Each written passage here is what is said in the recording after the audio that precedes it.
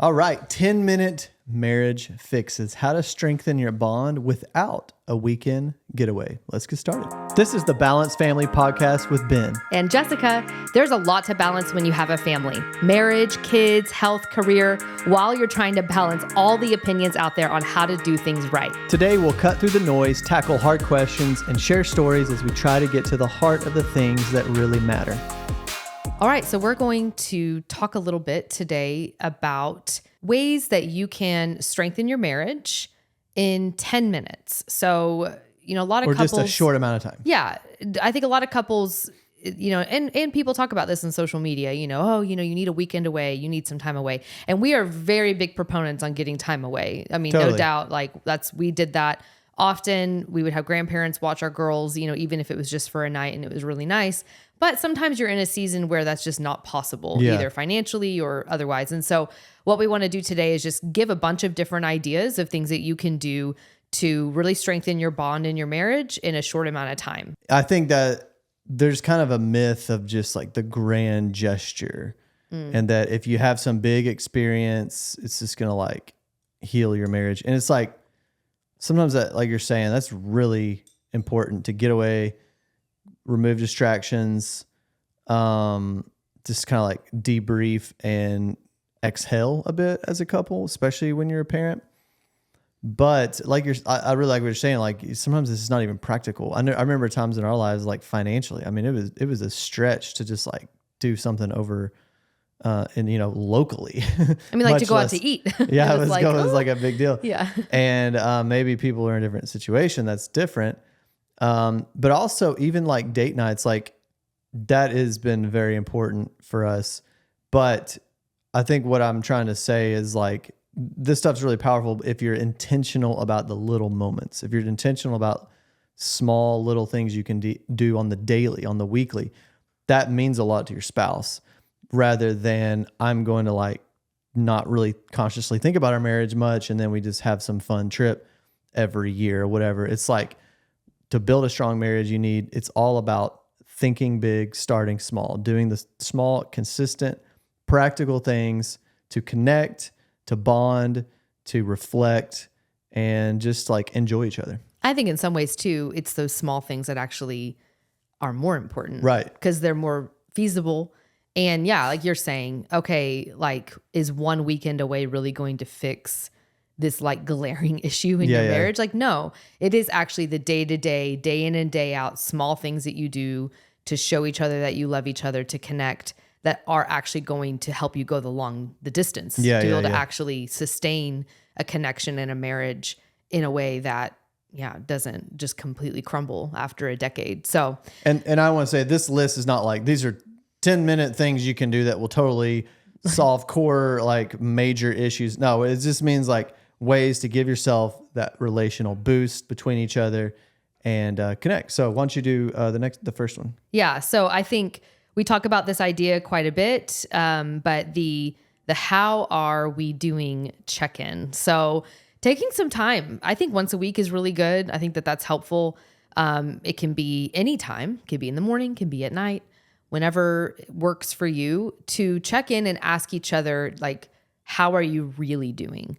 This is not a time to look at your schedules and figure out your upcoming week. This is not a time to, all the things that we can kind of become like business partners after a while. And I think this is a moment for you to really say like, hey, I'm interested in how you're doing emotionally. Sometimes Ben will ask me, how are your emotions today, Jessica? Because I have a really hard time actually tuning in to my emotions personally.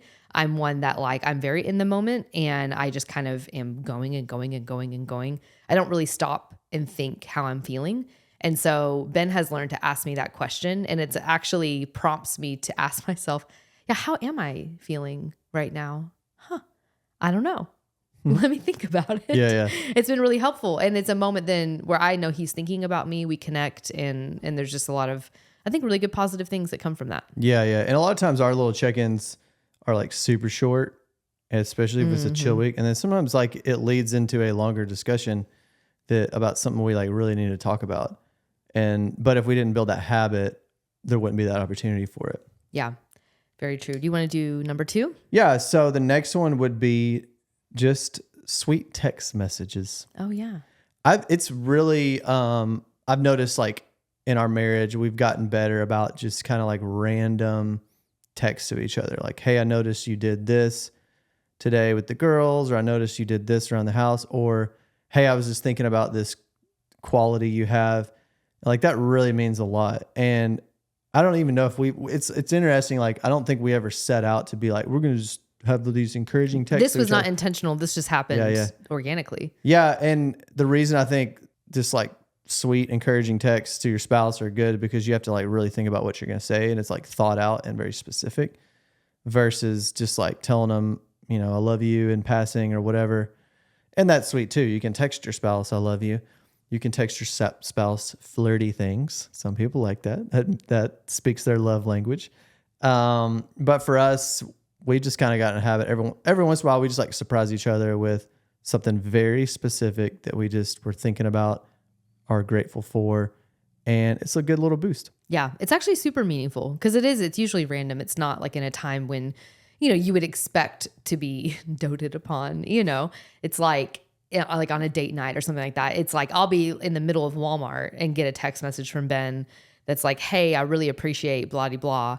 And I'm like, oh man, that's so meaningful. Cause I'm sitting here at Walmart, it's just, it takes me by surprise and it really just shows me that he's thinking about me. And yeah, I mean, really it's a great little easy win for your marriage, I think. Yep. I can do the next one. Yeah. So number 3, hug and pray, even if it's 30 seconds. So I think this one is really good. I think physical connection is helpful. Physical connection that's not connected to physical connection. Which can also be done in 10 minutes. Okay, now.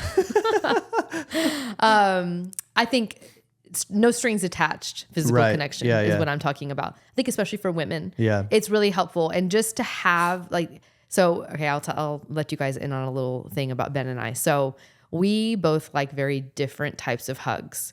Ben likes the like scratching his back, rubbing him hug. Like dynamic hugging. Yes, there we go. Dynamic hugging. I was like trying to think of how to explain this without it sounding really weird. And I almost want to call this statue the autism hug. The reason why is because one time I went to go see Temple Grandin in real life. If you don't know who she is, Google her. She has autism.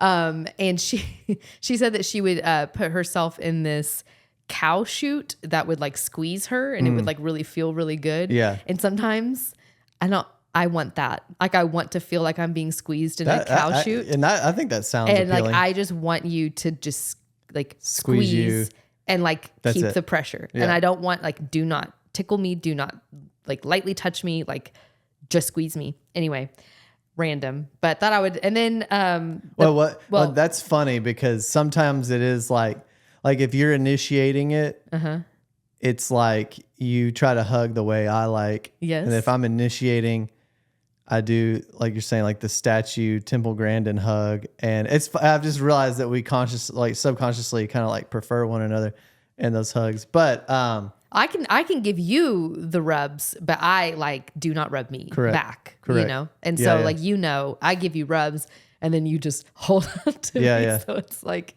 it's funny. And hugging you is always challenging because you're so much shorter than me. Yeah. It's a struggle. It would be funny to see like a hidden camera, like how I hug you. Cause I have to I like lower. I don't want to be like bending over like that. So I will lower my knees to like squat. It's like kind of ridiculous. And then my head's like this. Yeah. But I don't know where to put my head. All that to say, I mean, a good hug when you're busy. It just goes a long way. And then praying together. I think that's always important. Just that spiritual connection reset to be able to pray just about your day, about, something Ben and I are really trying to get good at is if we're talking about an issue like with one of our girls or something that's just kind of weighing on us, instead of just being like, oh yeah, we should pray about that. being like, let's pray right now. And we'll do like a quick, I mean, we're talking 15, 20-second prayer. It doesn't have to be long. It's not drawn out. It's like, Lord, help us, and it's those connection points. I think when then you go from like this separate, like you're trying to figure things out separately, to then that connection spiritually to say like, we are connected and we are now asking the Lord for help for both of us. I don't know. It kind of connects you and makes you more of a team, I think, whenever you pray together. So this is a good discussion. So we've got the check-in, we've got text messages, the texting, we've got the hugging, we got the praying. Next one I would say is trading acts of service without being asked. This is a good one where if like a way to show gratitude to all the little things that your spouse might do, like step in unannounced and like do that for them, and then like see what happens, whether you tell them or not or whatever. But I think that's really meaningful, and maybe there's a trade-off. So it's like you pack the lunches for school and you're like, hey, I already took care of that. You can go ahead and like chill, or I mean, whatever it could be. That's really meaningful. Yeah, for sure. And I think, I think that's especially for women. I think that would mean so much to just be like, oh my gosh, it's already done. I don't have to do it. Like, the relief that you feel, especially when you have a lot on your to-do list. It's you do this on a regular basis for me, for sure. Especially maybe like cleaning the house. Yeah, well, I mean that's so helpful when you do that. So well, and like we have a pretty good division of labor for housework anyway. True. But I try to sometimes go the extra mile if you're not around, and so you can come home to like a clean house, because I know that's like really meaningful to you. And there's like it's a lot of the things that I do are like more high skill that you can do, but you will often think of another way to lighten the load for me. Like if I'm working on a certain project or whatever, like you will like joyfully be like, hey, I know you're trying to get that done. I've got the girls for this afternoon, whatever it might be. But it's like consciously recognizing the load that each other has, because the temptation in marriage is that you're just always thinking about your load. Right. And you're just thinking about yourself 24/7 and your scorekeeping, and you're not thinking about your spouse. And it's like the principle in marriage is always true. It's like the more that you're thinking about your spouse, you're both doing that, the happier your marriage is going to be. Very true. True words. Okay. Next idea is sitting close to one another without scrolling. So I think a lot of times couples get into this habit, especially, after you get your kids down for bed and you're like, finally.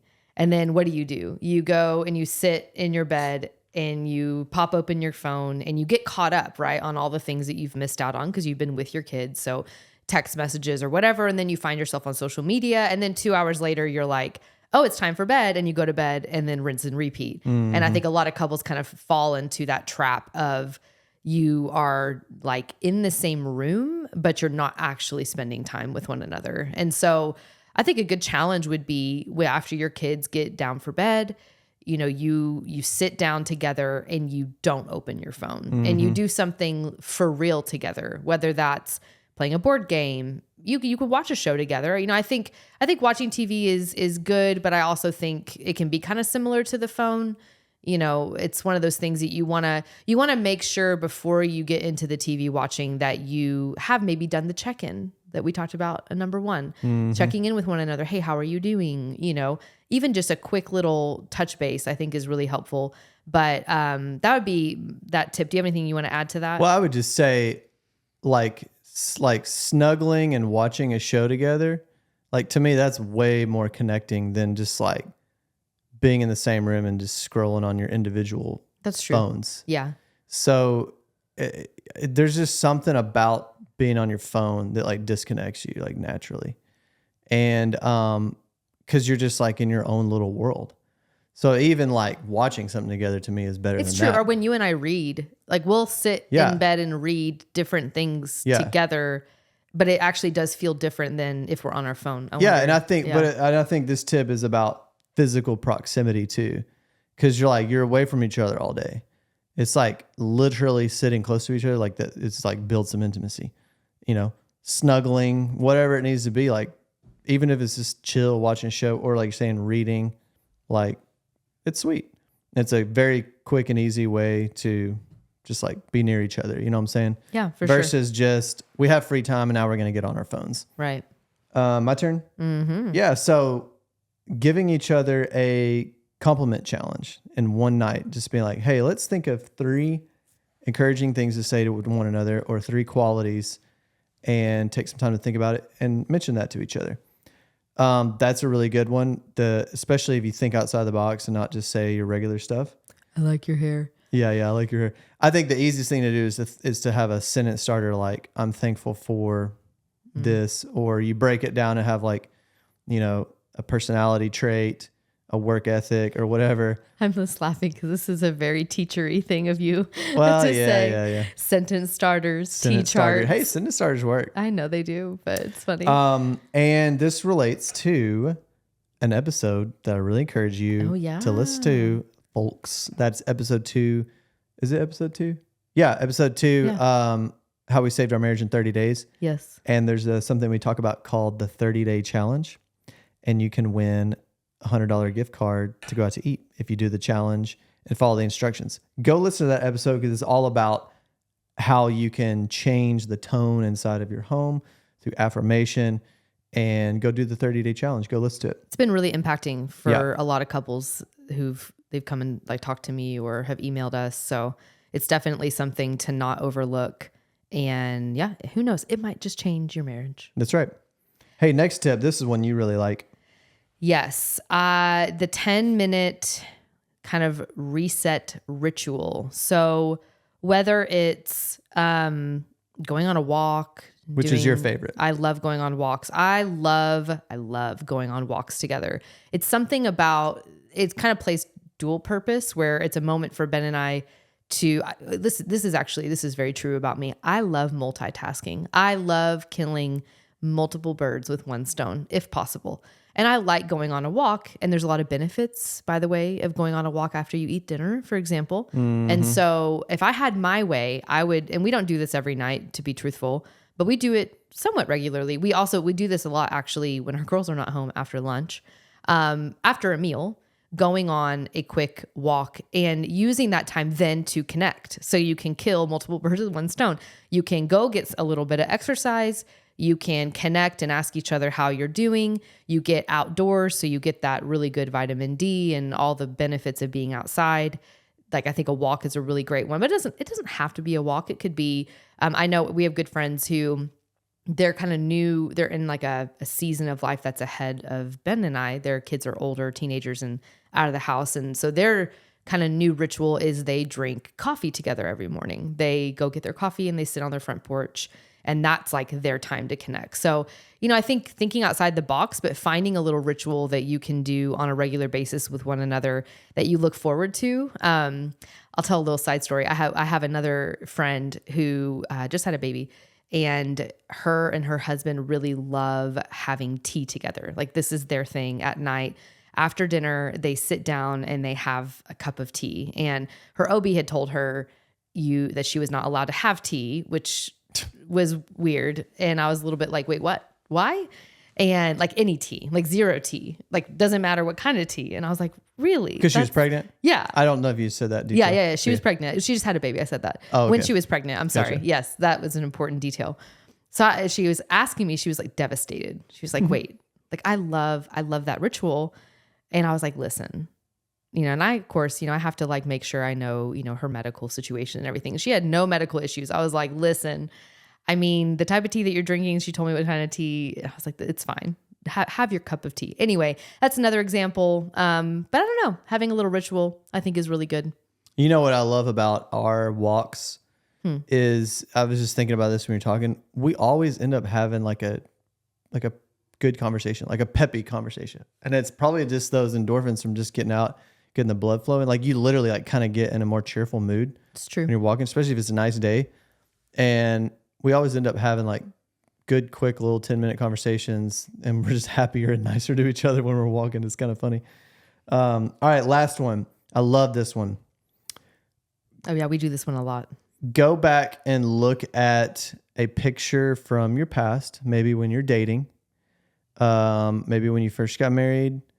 And if you're not together, you could text it to your spouse and say something sweet about that time period and a memory that you have of your spouse.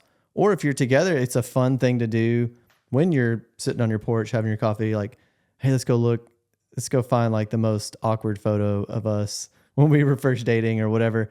And anytime that you look back at like your roots of your relationship, anytime you look back at at just like the seed that was planted in your hearts, that seed of love and affection and just that original spark, like in reminding yourself of the reasons why you chose this person and want to be with this person. It's a good way to connect. And so that one you can kind of merge with the texting thing, or you can do this together. These are all like, you can combine them in whatever way you want. But, I think, I love that. And we do this actually on a yearly basis as well, where we will go through the year's pics, or sometimes on our anniversary, we'll go through our old pictures, and just reminisce. And I don't know, it's just a good time just to get to look at remind ourselves how stupid we were, for example, or just to like look back and just reminisce. I don't know. It's a way to connect for sure, to be able to look back on past memories. And I think that's it. Those are our 8 ideas. And I think the main thing we just want to say, just to kind of close, is that you don't need more time necessarily to connect. I think a lot of people have that perception. Yeah. And maybe some conception. I don't know. That I works. was like, wait a minute, that's not the right word. A lot of people have that perception about marriage, is that it's really time consuming. And I think that doing these little things really will help put your marriage on the right trajectory, and to really be able to connect on a more regular basis, versus feeling like, oh, we have to have this really big epic thing for us to feel really connected. I think these ideas will really help you build those small moments that will eventually amount to a really rock solid relationship. Mm-hmm. I think about like just the desire you have when you're busy with work, career, with your kids. You feel sometimes like kind of empty, and you just want these big experiences where you could just all of a sudden get your entire cup filled. Well, it's just that you just can't always have that. Like, you just don't get that luxury all the time. And now I know some people that are like, yeah, we have weekly date nights. And I'm like, well, God bless you. That's great. Like, I could not fathom us trying to have we have a monthly date night once a month, and y'all. That's it. It's like, that works. I could not imagine. We've done that now for a long time. For a while. Yeah. But like, to me, it's important to think of the ways that you can, let me back up. So I was talking about like, you want this big getaway so that you feel like your cup's filled. Well, I think the power of these like 10-minute acts of intention is that it's really about focusing on ways you can fill your spouse's cup in very small. It's like you may not be able to just make them feel like they're totally refreshed and restored like some weekend getaway, but there's something you can do today that can fill your spouse's cup just a little bit more, make them feel better, make them feel appreciated, make them feel valued, loved, all that good jazz. So don't make it complicated. Just like think of something and then just go do it. Yeah. So we want to challenge you to pick something and do it like today. Like the minute that you are done listening to this podcast, like send the text, ask to go like on a walk tonight, go ahead and just do it. Yeah. Even without expecting any reciprocal action in return. I think that's another thing. You can talk about this podcast episode. You can send it to your spouse. But I think more than anything, a lot of times we can get a lot of really good ideas and we can have a lot of input, but then the execution is kind of low. And so I think like, just go do it. Don't overthink it. That would be what I would say. Totally. All right. Okay. Have a good week. That's it. Bye, y'all. Thank you so much for listening today. It would mean so much to us if you left a review on Spotify, Apple Podcasts, or wherever you heard this. And let us know your thoughts on today's episode by leaving a comment on Spotify or YouTube, where you can also watch these episodes.